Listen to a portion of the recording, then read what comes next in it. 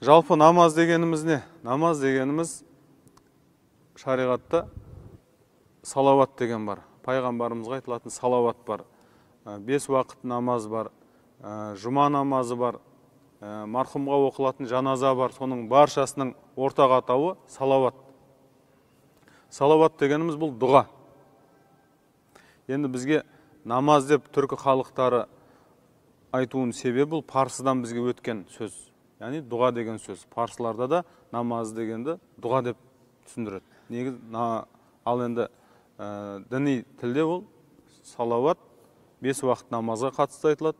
Жұма намазына, марқұмға оқылатын жаназаға және пайғамбарымызға арнайы айтылатын салауат, соның баршасы дұға болып табылады. Демек намаз біздің ең негізгі дұғамыз, тілегіміз болып саналады. Соның ішіндегі намаз екіге бөлінеді.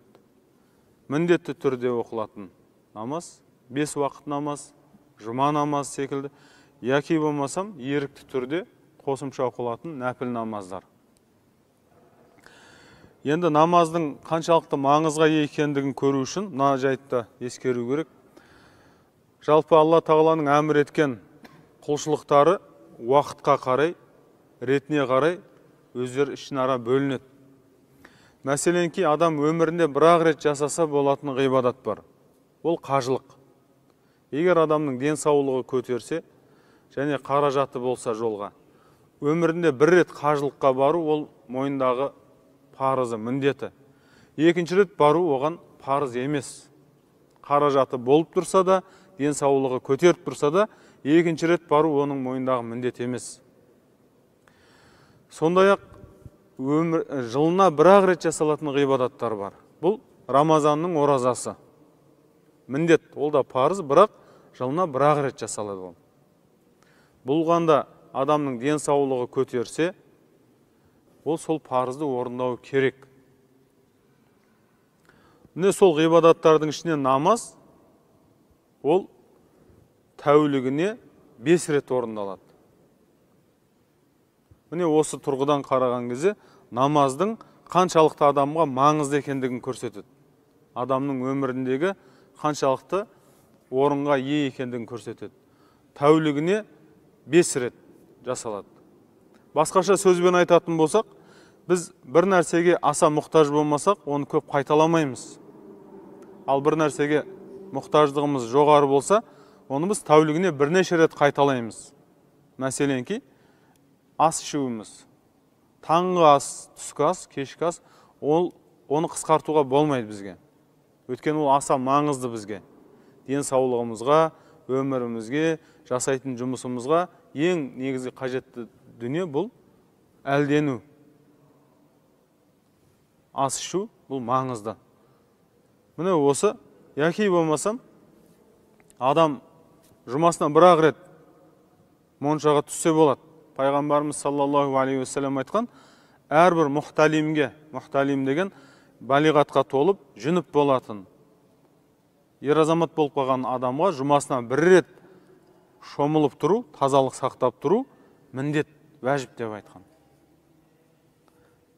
Яғни жұмасына бір-ақ рет шомылсақ, кем дегенде бізге жеткілікті. Ал енді қазақша сөзбен айтқанда, ауадай қажет нәрселер бар. Тыныстауымыз мәселен, ауаны шығарып, қайтып ауа жұтуымыз бізге зәру, біз өмір сүруіміз үшін. Намаз сол бізге ауадай қажет нәрсе. Неге?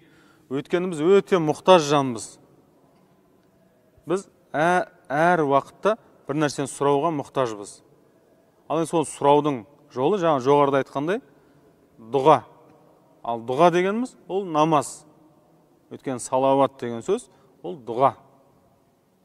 Сол дұғаға біз мұқтажбыз. Біз сұрауымыз керек біз өйткені. Міне сондықтан бұның маңызы намаздың осындай. Енді тағы да маңызын арттыратын бір жайт бар. Жаңағы айтқандай, қажылық жасау үшін міндетті түрде денсаулықпен қоса қаражат керек. Оразаға да сол, денсаулық қажет, міндетті түрде. Зекет беру үшін адам бай болу керек. Ал енді намаз оқу үшін қандай шарт бар? Намаз оқу үшін денсаулық та шарт емес. Жас та шарт емес. Әлеуметтік жағдай, бай кедей де шарт емес. Жыныс та шарт емес. Ер адам, әйел адам айырмашылық жоқ. Демек, намаз жасқа да, қарияға да, байға да, кедейге де, ер азаматқа да, әйелге де, дені сау адамға да, науқас адамға да теңдей орындауға мүмкіндігі бар ғибадат. Бұл дастархандағы нан секілді. Басқа қосымша тамақсыз, ірімшік, май, құртсыз күнелтуге болады, бірақ нансыз қиын. Намаз сондай. Денсаулығыңыз өте нашар екен, намаз оқымай қойыңыз деп, сондай үлкен ғибадаттан шариғат адамды махрум етпейді. Өткен пайғамбарымыз саллаллаху алейхи вассалам айтқан, шаман келсе тұрып оқы. Оған шаман келмесе отырып оқы. Оған шаман келмесе жантайып, жамбастап оқы деп айтқан. Барлық жағдайда намаз оқуға болады. Намазға дайындықта да осы рұқсаттар бар. Су табылмаса таяммум бар. Су табылып тұрып сіздің денсаулығыңыз көтермесе, сумен жуынуға, ауа райының суықтығы сіздің ауырып тұрғандығыңызға қатысты болса, қайтадан таяммум ала бересіз. Яғни намазға баратын жолдар өте көп. Намаз тек қана екі жағдайда ғана оқылмайды. Адам есін білмесе, есінен танып қалған болса, яки болмасам жынды болып қалған болса, яғни есін жоғалтып алған болса, яки болмаса ол ұйықтап жатқан адам болса.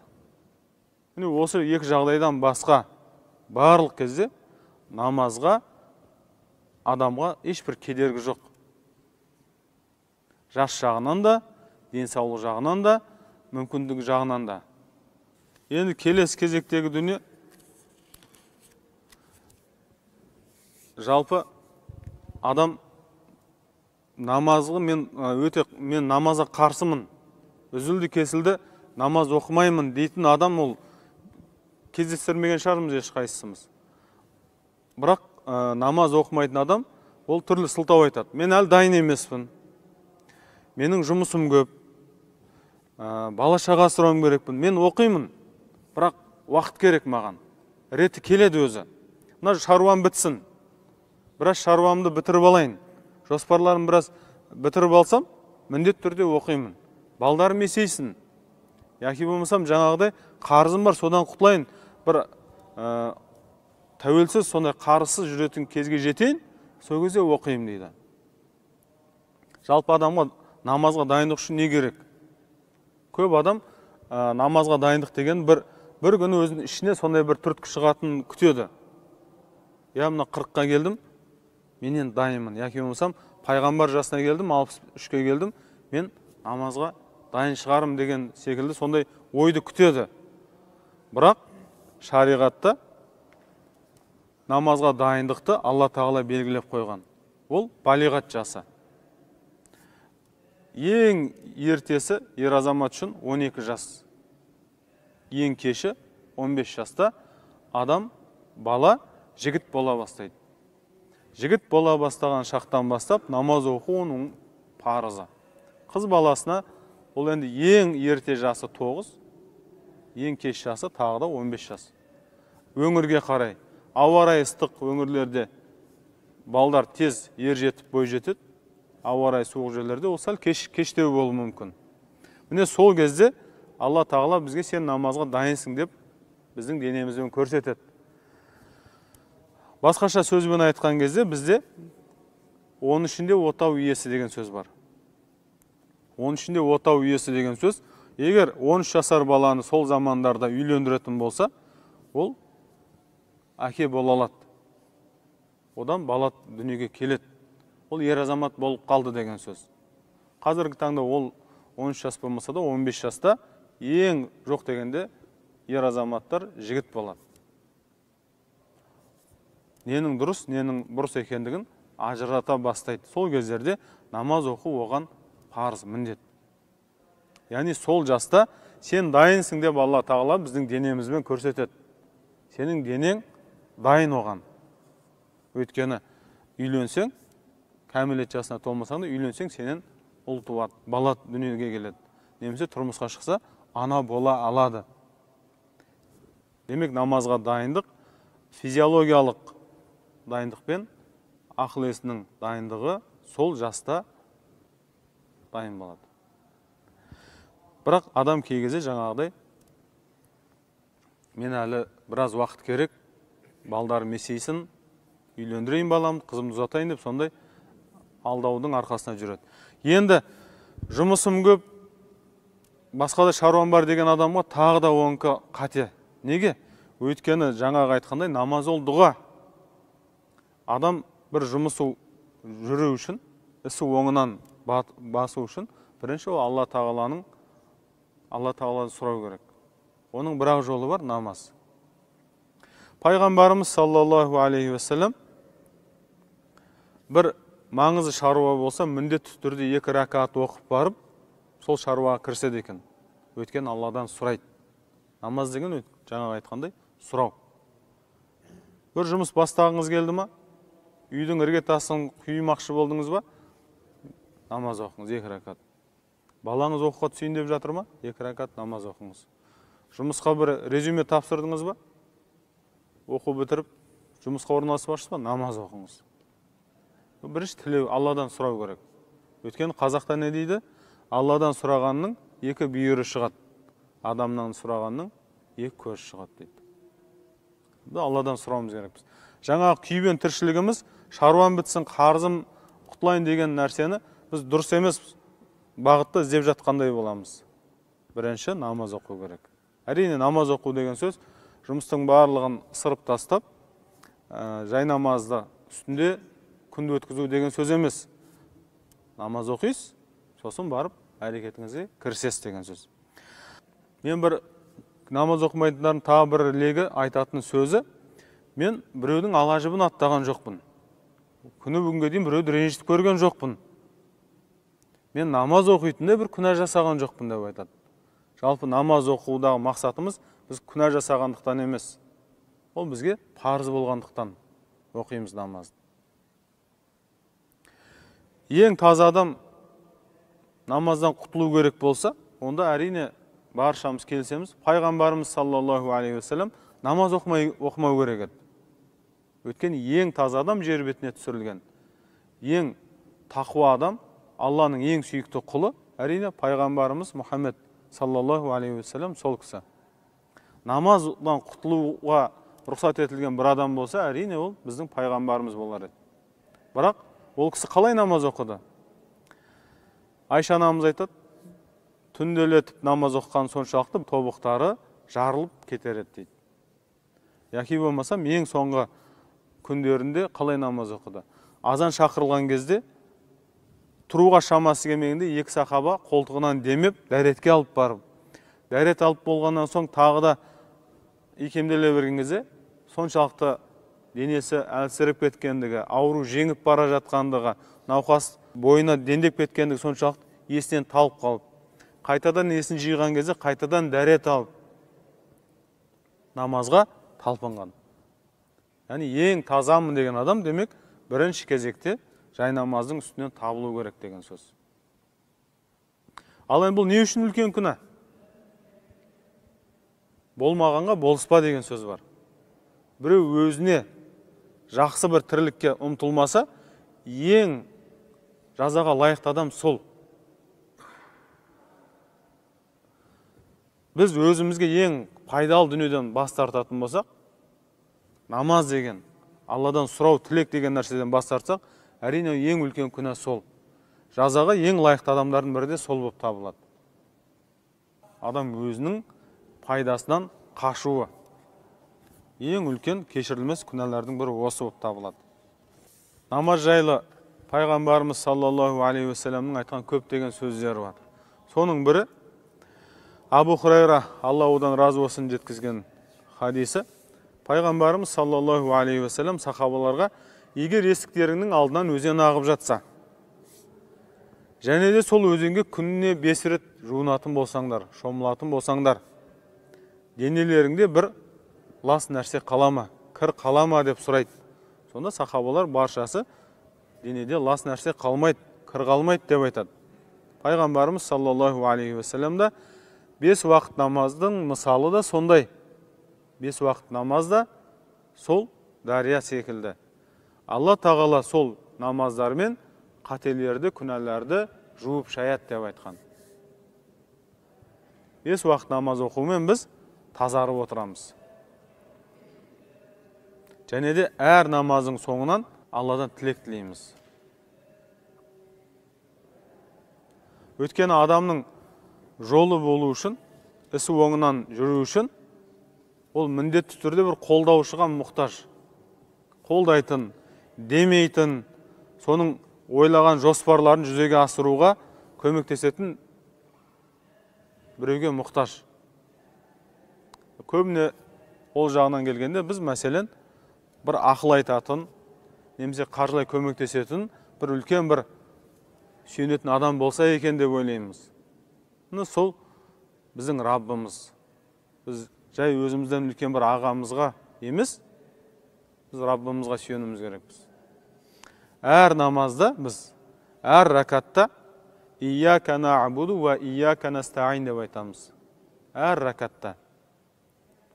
4 бас намаз оқитын болсақ, 4 рет соны айтамыз бір намазда. «Ияка на'буду ва ияка настаин». Алла тағала, саған ғана ғибадат етемін, және сенен ғана жәрдем сұраймын. Әрине сізге Алла тағала жәрдемдесетін болса, онда сіздің жоспарыңызға ешкім кедергі ете алмайды. Егер Алла қолдайтын болса, онда сіздің қанша дұшпаныңыз болса да, сізге тосқауыл бола алмайды. Ал енді Алла қолдамаса, сіз қанша жоспарыңыз болса да, қанша шаруаны істеп қойған болсаңыз да, әрине оның түбінде бір сәтсіздік болады. Сондықтан 5 уақыт намаз оқымау бұл үлкен күнә болып табылады. Үлкен күнә болғанда да адамның өзінің қара басына жасаған қиянат, өзінің отырған ағашын аралап жатқан адам секілді. Өзі жүзіп бара жатқан қайығын тесіп, өзін қаса-қана дарияның түбіне батырмақ болған адамның кейпінде болады. Намаз бұл өмірдің соңына дейін жалғасатын. Әр оқыған сайын оның ләззаты болатын ғибадат болу керек. Намаздың өзі 2 көріністен тұрады. Біріншісі қимыл. Екіншісі оның беретін пайдасы. Әр намаздан адам бір пайда табу керек, ләззат табу керек. Адам еш уақытта, мәселен, дастарханның басына отырған кезде еріксіз жаңағыдай аузына ас сала бермейді. Әр отырған сайын жаңадан соның дәмін сезінеді. Әр суды ішкен сайын оны жаңадан басқа қырынан рахаттанып ішеді. Осыдан жалықтым, мезі болдым деп ешкім айтпайды. Сол секілді әр намазға тұрған сайын пайғамбарымыз саллаллаху алейхи вассалам айтқан, қоштасып жатқан, пәнимен қош айтысып жатқан адамның кейпінде намаз оқы деген. Әр намазың сондай болсын деген. Бейне бір, осы мен соңғы намазым деген секілді. Өйткені біз бір мұқтаж адамның кездесетін болсақ, тағы да бір кездесуге мүмкіндігім болар деп немқұрай қарамаймыз. Бұдан кейін кездеспей қалатын шығармын. Маған керек жайттың бәрін сұрап алайын. Маған керек мәселелерді ұмытып кетпейін деп аса мұқият боламыз. Ойдың барлығы сол жерде тұрады. Намазда сондай болу керек. Намазға барған кезде Аллаху акбар деген кезде такбир тахрим, яғни дүниені тыйып тастау, дүниені харам ету такбирін айтқан кезде, иншалла сондай бейнеге көше алсақ, әрине намазға уәде етілген жақсылықтың баршасы бізде болады. Егер намазыңызға берік болсаңыз, намазыңызды рахатпен, ықыласпен оқитын болсаңыз, сіздің барлық мәселеңіз, қиыншылығыңыз шешіледі, барлық жоспарларыңыз иншалла жүзеге асатын болады. Енді намаз деген кезде бірінші өзім оқып, және ықыласпен оқуға әрекет етейін деген жоспар болу керек. Екінші, адам өзіне құп көрген жақсылықты әкесіне, бауырына, жора жолдасына да құп көру керек. Тек намаз оқып қоймастан жұбайларымызға, әйелдерімізге де, бауырларымызға да соны қызықтыру керек. Өткен дүниеде де сондай мәселе жасаймыз. Үйді бұлай сатып алып жатырмын. Баршамыз содан ақылдаса бастаймыз. Қалай алуға болады екен? Көлік алдым. Қалай алуға болады екен? Ұмтыламыз. Сол секілді, мен намаз оқыдым, енді кел деп бауырымызға да айтуымыз керекпіз, иншалла. Ал құрметті бауырлар, бүгін иншалла осы намаз жайлы болды. Яғни, қысқаша айтқан кезде, ең үлкен күнәлардың бірі бұл намаз оқымау. Алланың әмірі болған намаз оқымау ең үлкен күнәлардың бірі. Егер Алла тағала жаңа хадисте, ең соңында хадисте пайғамбарымыз саллаллаху алейхи вассалам айтқан, пенде қияметте ең бірінші сұралатын ісі ол намаз деп айтқан. Егер намазы бүтін болса, толық болса, ол құтылады деп айтады. Егер бүтін болмаса, толық болмаса, оның нәпіл қосымша намазы бар ма деп сұралады деген. Болса, сонымен толықтырылады деген. Егер намаз оқымаған болса, ол бақытсыз болған, шығынға ұшыраған адам болады дейді. Қанша жақсы адам болсаңыз да, қанша дұрыс жүрген болсаңыз да, егер намазыңыз бүтін болмаса, жаңа хадисте айтқандай, бірінші, ең негізгі сұрақ жауаптан сүрінесіз. Кейін Алланың қалауына қаласыз.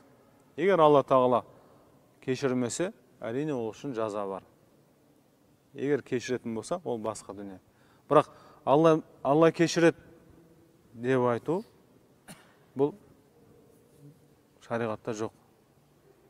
Субхана роббика роббил айзати амма ясифун ва саламун алал мурсалин валхамдулиллахи роббил аламин.